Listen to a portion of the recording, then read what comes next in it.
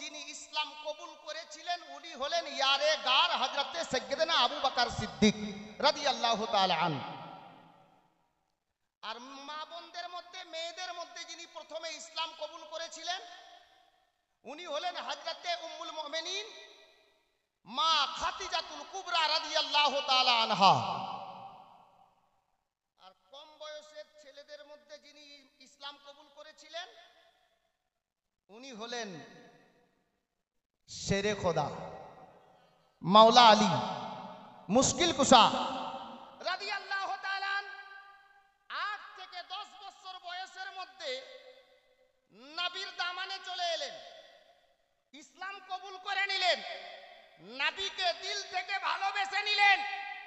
তো হযরতে মাওলা আলী শেরে খোদা হয়ে গেলেন। নবী পাককে দিল থেকে ভালোবাসলেন মাওলা আলী।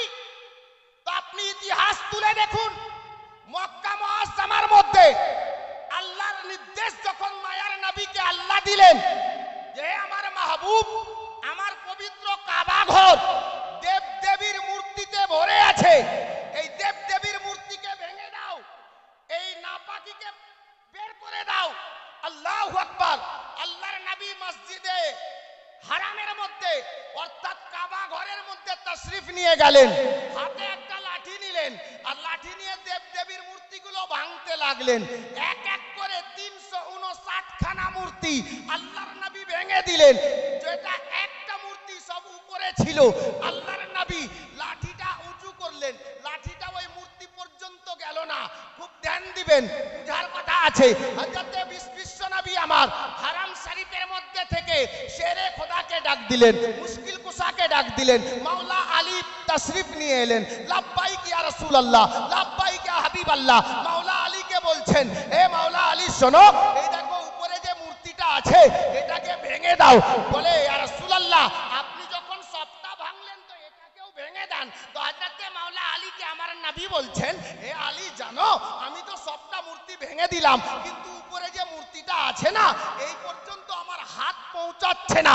শেরে খোদা বলছেন, ইয়া রাসূলুল্লাহ বুঝতে পারলাম না যেই মহানবী এই কাবা ঘরের বাইরে আপনার জাবালে আবু কুবাইসে চেপে নিজের শাহাদাত আঙ্গুল যদি আসমানের দিকে উঠিয়ে দেয় তো মক্কার জমিনে দাঁড়িয়ে 14 তারিখের পূর্ণিমার চাঁদকে দু টুকরা করে দেয়, ওই নবী কাবা ঘরের মধ্যে বলছেন এই মূর্তি পর্যন্ত হাত পৌঁছালো না।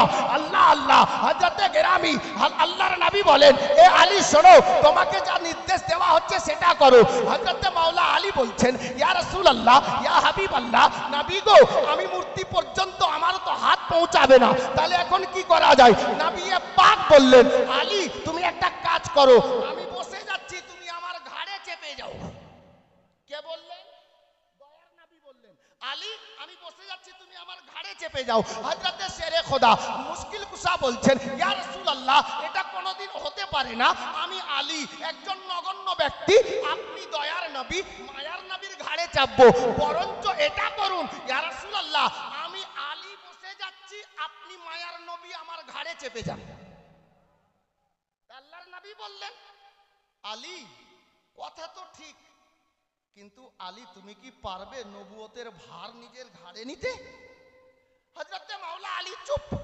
নবী পাক বললেন, আলী তোমাকে যেটা নির্দেশ দেওয়া হচ্ছে সেটা করো। নবীর নির্দেশ, মাওলা আলী ঘাড়ে চেপে গেলেন। এ মাওলা আলীর মাননেওয়ালারা শোনো, ওলির মাননেওয়ালারা শোনো, মাওলা আলী ঘাড়ে উঠলেন, মূর্তি ভেঙে দিলেন। আল্লাহর নবী বলেন, আলী বলো তো তুমি কত দূর পৌঁছিয়েছো? তো শেরে খোদা মুশকিল কুশা রাদিয়াল্লাহু তাআলা আনহু উনি বলেন, ইয়া রাসূলুল্লাহ আমি এত দূর পৌঁছিয়েছি, আমার হাত এত দূর পৌঁছিয়ে গেছে, যদি আপনি অর্ডার দেন তো আল্লাহর আরশে আজমের পিলার ধরে মাটিতে নামিয়ে দিই। মহব্বতে বলুন না। মাওলা আলীর হাত অত দূর পৌঁছিয়েছে যে আল্লাহর নবীকে বলছেন, ইয়া রাসূলুল্লাহ আপনি অর্ডার দিলে আমি আরশে আজমের পিলার ধরে নামিয়ে দিই। আল্লাহু আকবার। মাওলা আলী শেরে খোদাকে মায়ার নবী বললেন, আলী নেমে যাও, নেমে যাও। আলী ঘাড় থেকে নেমে গেলেন। নেমে যাওয়ার পর আলী মুচকি মুচকি হাসছেন, মুচকি মুচকি হাসছেন। তো তো হযরতে বিশ্বনবী আমার বলছেন, আলী কি ব্যাপার, হাসছো কেন? তো মাওলা আলী বলছেন, ইয়া রাসূলুল্লাহ, আমি এতটা উপরে ছিলাম যে আপনার ঘাড় থেকে লাফ দিয়ে মাটিতে নামলাম। আমি এজন্য হাসছি যে এত উঁচু থেকে পড়ার পরে না আমার হাত ভাঙলো না, পা ভাঙলো না, কোনো ক্ষতি হলো, কিছুই হলো না। তো মায়ার নবী হাসতে লাগলেন, মুচকি মুচকি হাসছেন। মাওলা আলী বলছেন, ইয়া রাসূলুল্লাহ, ব্যাপার বুঝতে পারলাম না, এবার আপনি কেন মুস্কুরিয়ে হাসছেন? মাওলা আলীকে মায়ার নবী বলেন, এ শেরে খোদা শোনো, তুমি দয়ার নবীর ঘাড়ে চেপে মূর্তি ভাঙলে, আর তোমার হাত এত দূর পৌঁছেছিল যে আল্লাহর আরশের পায়া পর্যন্ত। এ আলী শোনো, তুমি আমার ঘাড় থেকে নিচে নেমেছো, তুমি নিজের মনে নামাওনি।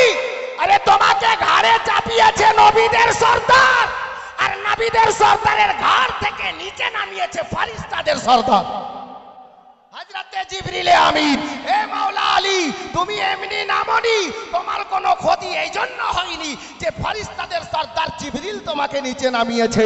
আমি বলতে চাইছিলাম, ইসলামকে দিল থেকে যারা ভালোবেসে নিয়েছেন, শেরে খোদা নবীর ইশকে ভরপুর হয়ে গেছেন, নবী পাককে অন্তর থেকে ভালোবেসেছেন, তো নবীর মারফত, নবীর ওসিলাতে, নবীর কারণে শেরে খোদার মার্তবা এত উঁচু গেছে, এত উপরে পৌঁছেছে। গোলামানে কালিমি, আমরা ওলিকেও মানি, আলীকেও মানি, ওলিকেও মানি, আলীকেও মানি। আমরা তো নবীকে ডাইরেক্ট পাইনি, নবীর খানদানকে পেয়েছি, আলে নবীকে পেয়েছি, আওলাদে আলীকে পেয়েছি। বিরাদরানে ইসলাম, আলে নবীকে, ইবনে আলীকে ভালোবেসে নেন, মাওলা আলীকে ভালোবাসা হবে, আপনার রুতবাও আলে নবীর ওসিলাতে আল্লাহ উঁচু করে দেবেন। গোলামানে কালিমি, আমাকে ওস্তাদুল উলামা হুজুর আব্দুর রহিম মিসবাহি সাহেব কিবলা মাদ্দাসিল্লাহু নুরানি, উনি আমাকে বললেন যে বাবা, আল্লাহর ঘর মসজিদের 3টা দরজা আছে, তো একটা দরজা কমপক্ষে দ্বিতীয় তলার, তুমি একটু চেষ্টা করিও আলে নবী দিওয়ানাদের কাছে। তো আমি